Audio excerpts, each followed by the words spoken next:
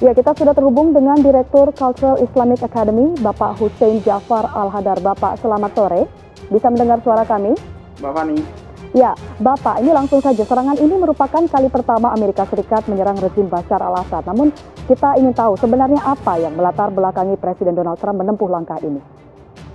Ya, kita tahu bahwa pendekatan politik luar negeri Donald Trump selama ini jauh berbeda sebaliknya dari pendekatan politik Obama. Jika Obama selama ini tidak pernah mau melakukan pendekatan politik militeristik, sedangkan Trump sebaliknya dia sangat menggebu-gebu terhadap pendekatan politik militeristik. Padahal kita tahu juga pendekatan militeristik itu tidak pernah membuahkan hasil. Nah, kali ini tuduhan yang dilayangkan persis sebagaimana tuduhan yang dilayangkan kepada rezim Saddam Hussein di Irak pada waktu itu. Trump menuduh kepemilikan dan penggunaan senjata kimia oleh Suriah terhadap milisi-milisi yang berada di Ghouta Timur misalnya.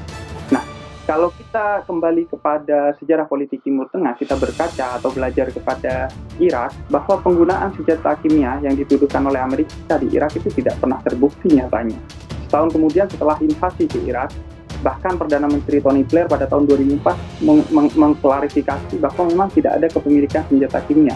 Padahal kepemilikan senjata kimia itu adalah basis motif serangan Amerika ke Irak pada saat itu.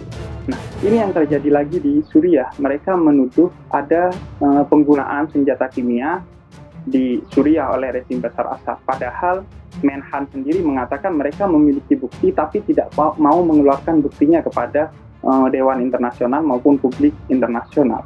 Artinya kita tidak bisa mencurigai bahwa ini hanya klaim dari Amerika dan sekutunya bersama NATO, Prancis, dan Inggris sebagaimana yang dilakukan mereka terhadap Irak. Dan sampai saat ini Dewan Internasional melakukan penelitian tentang kepemilikan dan penggunaan senjata kimia oleh Suriah tersebut.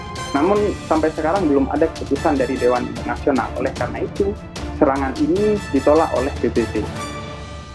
Ya, Pak Hussein, ini memang setelah dilancarkannya serangan pertama, ini reaksi keras dikeluarkan oleh Presiden Rusia Vladimir Putin, di mana Putin mengutuk serangan ini dan menyebutnya sebagai aksi agresif. Lalu apa kira-kira tindakan yang akan diambil Rusia menyikapi serangan ini, Pak?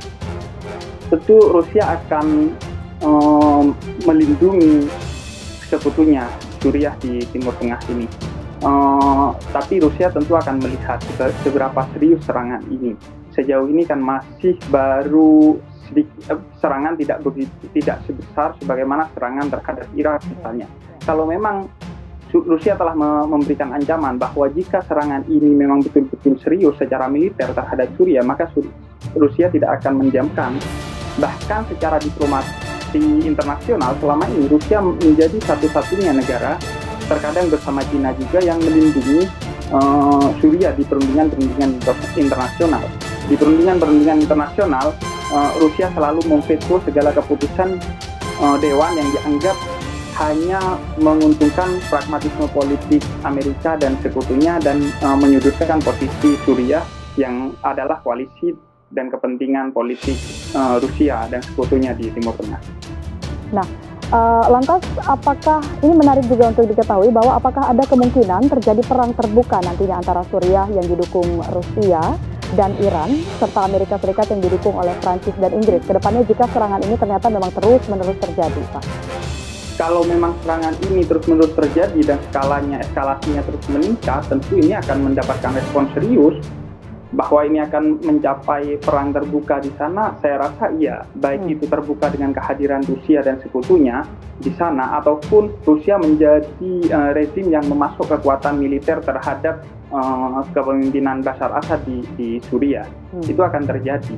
Kita lihat bagaimana keseriusan Amerika dalam serangan ini. Walaupun saya meragukan bahwa Amerika betul-betul akan melakukan serangan militer dahsyat terhadap Suriah. Mengingat posisi Amerika, pertama, kepemimpinan Trump masih tidak diterima oleh publik internasional, oleh publik Amerika sendiri. Yang kedua juga Amerika sangat diribetkan oleh kondisi Timur Tengah, baik kondisi Yaman dan kondisi-kondisi lainnya. Apalagi sekutu-sekutu Amerika seperti Arab Saudi dalam penyerangannya ke Yaman mengalami frustasi.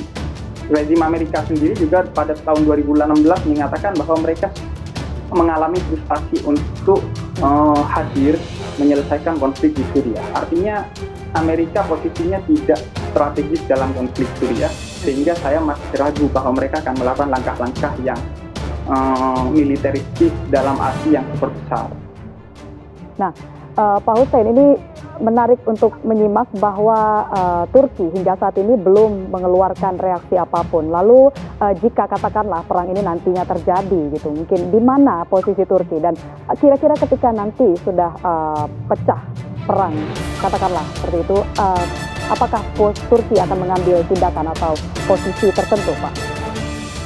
Bahwa secara diplomatis Turki akan berada di pihak Amerika dengan dalih bahwa mendukung oposisi Suriah, mungkin itu adalah langkah yang akan diambil Turki.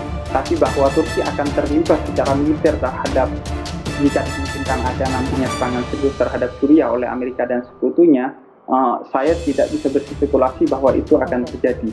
Bisa iya, bisa tidak. Tapi secara diplomasi, Turki jelas akan berada di pihak Amerika dalam hal ini. Oke.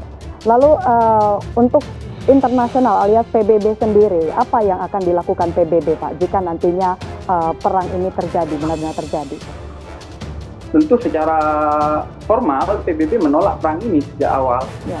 Mereka menolak pendekatan militeristik terhadap negara-negara Timur Tengah dan negara-negara manapun.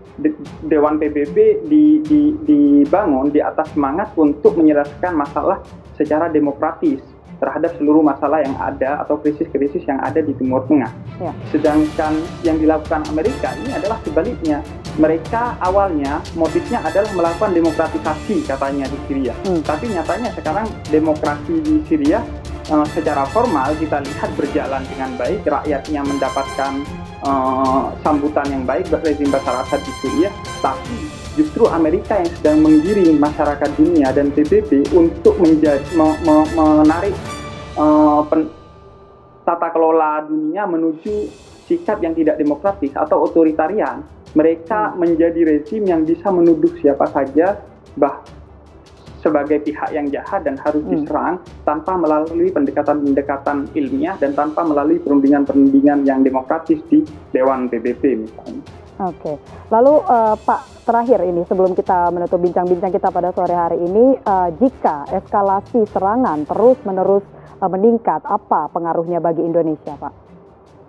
Ya, pertama bahwa sejak awal kepemimpinan Pak Jokowi, ketika bertemu dengan Tony Blair, Perdana Menteri Inggris pada waktu itu, Pak Jokowi mengatakan bahwa Indonesia tidak akan pernah mendukung pendekatan politik militer terhadap penyelesaian masalah krisis di berbagai negara. Artinya, secara diplomatis Indonesia pasti akan berada di pihak PBB untuk menyelesaikan masalah Suriah ini dengan pendekatan yang demokratis, perundingan, diplomasi, dan lain sebagainya. Sedangkan pengaruhnya, jika memang betul-betul eskalasi ini akan terus meningkat, maka Indonesia akan menarik warganya ataupun bahkan nanti akan melakukan pendekatan diplomasi untuk menyelamatkan warganya yang berada di Suriah. Baik, terima kasih Bapak Hussein Jafar Al-Hadad selaku Direktur Cultural Islamic Academy atas bincang-bincang kita. Selamat sore, Pak.